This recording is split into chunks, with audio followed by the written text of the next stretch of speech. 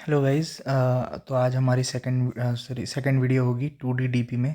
इससे पहले दो वीडियोस आ चुकी हैं, उसमें से एक 1D डीपी थी और दूसरे वीडियो में हमने 2D डीपी चालू करी थी, जिसमें कि पहला क्वेश्चन हमने करा था हाउस रॉबर, और जो कि 1D डीपी का पार्ट है। And then we started how unique paths which is the best question to start for 2 dimensional DP. और उसी का एडवांस्ड, नॉट एडवांस्ड, थोड़ा सा मॉडिफाइड वर्जन यूनिक पाथ्स 2। तो हम ये देखते हैं ये क्वेश्चन है क्या पहले तो, ठीक है। अगर आपने यूनिक पाथ्स 1 नहीं देखा, आई रिकमेंड कि उसको देखिए, क्योंकि उसके बिना आई डोंट थिंक सो ये सेंस बनाएगा आपको। ऑलराइट, तो सेम ही है, ठीक है। 0 0 थोड़ा सा छोटा ला लेते हैं तो आपको अच्छे से समझ में आएगा। तो यूनिक पाथ्स 1 में क्या था कि 0 0 0 0 ऐसा था। तो आपको अब यहाँ पे हैं, ठीक है। तो आपको यहाँ पे पहुँचना है और आप सिर्फ राइट या डाउन जा सकते हैं। तो ये दो मोमेंट यूज़ करके आप कितने तरीके से यहाँ पहुँच सकते हैं, कितनी यूनिक पाथ्स हैं, है ना। तो बस मैं एक तो ऐसे जाऊँगा, ऐसे पहुँच जाऊँगा, ऐसे जाऊँगा और ऐसे पहुँच जाऊँगा। So these are the only two ways. But अब यूनिक पाथ्स 2 में क्या है कि आप यहाँ पे हो और आपको एग्जैक्टली यहीं पे पहुंचना है। सेम है, बस अगर आपके रास्ते में कहीं भी 1 आ गया, then 1 is treated as an obstacle. तो 1 अगर आ गया तो आप वो रास्ता डिस्कार्ड कर देंगे। So that's the only difference between unique paths 1 and 2। Okay, तो अब बस यहाँ पे एक ही वे हो गया, राइट। तो आपको अगर यूनिक पाथ्स 1 का कोड याद है या समझे थे आप अगर, तो it won't take more than 5 minutes to think and write. तो आई रिकमेंड कि पहले आप ट्राई करें एक बार, अगर आपको समझ में ना आए फिर वीडियो कंटिन्यू करके कर लेना, है ना। Okay, let's see how do we proceed.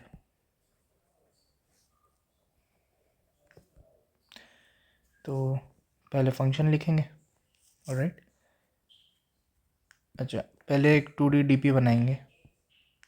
2D DP नहीं, पहले रिकर्शन का फंक्शन लिखते हैं, ऑलराइट। तो पहले हमारा होगा i, j, ठीक है। Let's say the number of columns, number of rows are m and number of columns are n। तो the last index is what, m-1 n-1, alright. तो अब इस हिसाब से हम कोड लिखेंगे। तो मैं यहाँ पे f ऑफ m-1 को मैं i बोल रहा हूँ और n-1 को मैं j बोल रहा हूँ। तो बस मैं यहाँ पे अब i j लिख दूँगा। और यहाँ पे मैं डीपी लिख रहा हूँ लेकिन मैं यूज़ नहीं करूँगा, रिकर्शन फंक्शन पहले लिखूँगा। और लेट्स से कि ये एक ऑब्स्टेकल नाम का एक 2D एरे है, ओके। तो मैंने पहले ही बोला था, पहले हमें टर्मिनेटिंग कंडीशंस लिखनी पड़ेंगी। So what are the terminating conditions. एक तो ये कि आई और जे मैं बैक ट्रैवर्सल कर रहा हूँ, ठीक है। मैं यहाँ से यहाँ आऊँ, अगर मैं यहाँ से यहाँ, बेसिक सी बात है, ठीक है, अच्छे से समझना है कि अगर मैं यहाँ हूँ और मैं यहाँ से यहाँ दो वे में आ सकता हूँ, तो मैं तो मैं रिवर्स डायरेक्शन में भी तो दो ही वे में जा सकता हूँ ना। That means I can go here like this, can go here like this. तो मैं यहाँ से ट्रेवल करूँ पीछे या यहाँ से ट्रेवल करूँ आगे, बात एक ही है, ठीक है। तो मैं फ़िलहाल पीछे से ट्रेवल कर रहा हूँ, ओके। लेट्स सी, तो number of rose and columns और लास्ट इंडेक्स हो गया m-1 n-1, और मैं फिलहाल i और कॉमा j में खड़ा हूँ, मतलब last index and last column and last row के इंडेक्स में खड़ा हूँ मैं, ठीक है। अब मेरे को बैक आना है, तो मैं बैक आते आते बैक आया, एक इंडेक्स की लास्ट वैल्यू क्या होती है, 0। अगर मैं नेगेटिव में गया तो that means there is no way. तो पहले हम लिखेंगे पहला terminating condition, if i is less than 0 या j भी less than 0, then there is no way to return 0। Similarly और क्या हो सकता है, मैं ट्रैवल कर रहा हूँ, ठीक है, यहाँ पे हूँ मैं, ठीक है। तो मैं 0 में हूँ, फिर ज़ीरो में हूँ, ज़ीरो में हूँ, मतलब ऐसे आता गया, डाउन आता गया, आता गया, आता गया, सडनली मुझे वन मिल गया। तो क्या कोई वे है? वन से मिल गया तो कोई वे ही नहीं है ना? तो ऑब्वियसली यहाँ पे क्या आएगा? If obstacle of i of j अगर वन हुआ then it's an obstacle, then there is no way, so return zero. ठीक है, अब बताओ कि हम किस पॉइंट पे बोल सकते हैं कि हम लोग लास्ट तक पहुंच गए। तो if i equal to zero and j double equals to zero then return one, we have found a वे।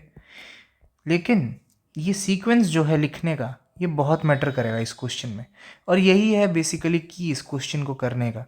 ठीक है, यहीं पे कन्फ्यूजन हो सकता है, मैं बताऊंगा क्यों ये सीक्वेंस बहुत मैटर करेगा अभी। ठीक है, फर्स्ट लेट्स कंप्लीट दिस और let me tell you why it's important. ठीक है, अगर आपके पास एक एरे है जिसकी rows and column one one है, तो उसकी इंडेक्सिंग क्या होगी? ज़ीरो ज़ीरो, मतलब m is the number of rows, n is the number of columns, so m is 1, n is 1, okay, 1 cross 1 matrix बोलेंगे इसको।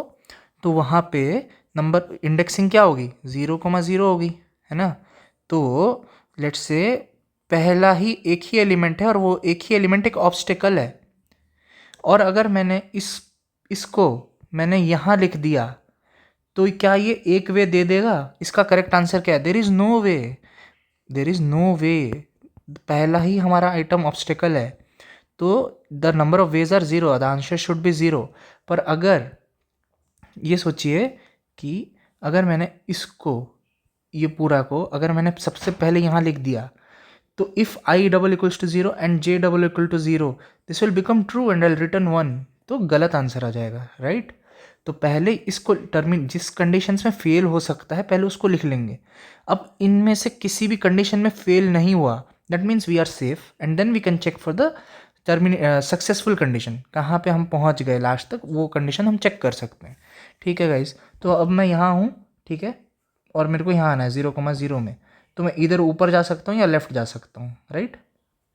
तो जब मैं ऊपर जा रहा हूँ तो क्या होगा? रोज़ डिक्रीज़ होंगी, और जब मैं लेफ़्ट साइड जा रहा हूँ तो कॉलम्स डिक्रीज़ होंगी, है ना?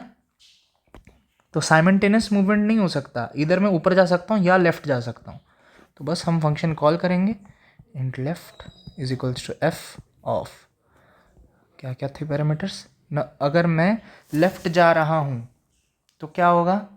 रोज़ कांस्टेंट होंगे, जे डिक्रीज़ हो जाएगा, मतलब कॉलम डिक्रीज़ हो जाएगा, डीपी को डीपी लिख दीजिए, ऑब्स्टेकल लिख दीजिए यहाँ पे।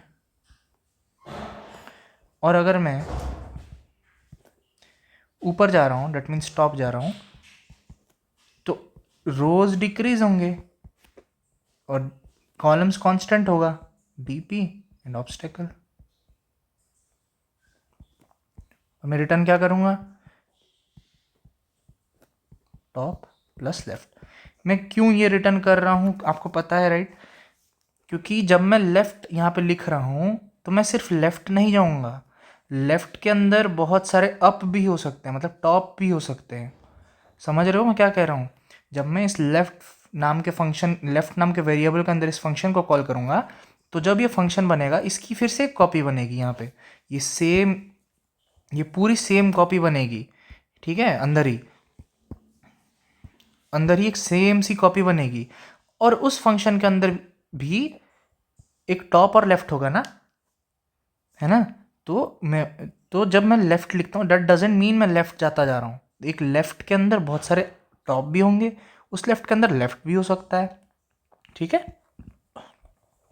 तो मैं एक लेफ्ट के अंदर combination of left and top है, उसी तरह एक टॉप के अंदर बहुत सारे combination of left and top है ना?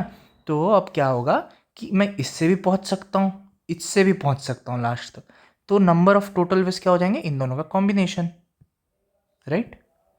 बस वही लिखा है, रिटर्न टॉप प्लस लेफ्ट। और अगर यहाँ पे डी पी मेमोराइज करना होगा तो हम कैसे करेंगे? D P of i of j में स्टोर करते जाएंगे इस वैल्यूज़ को, और अज हमने स्टोर कर दिया तो हम यहाँ पे एक चेक भी लगा देंगे यहाँ पे, इफ़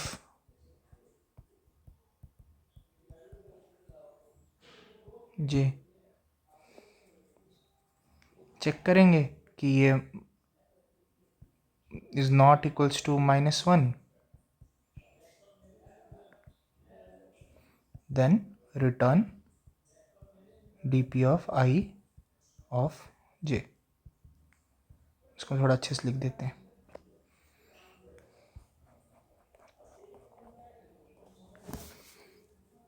यहाँ पे आ जाएगा,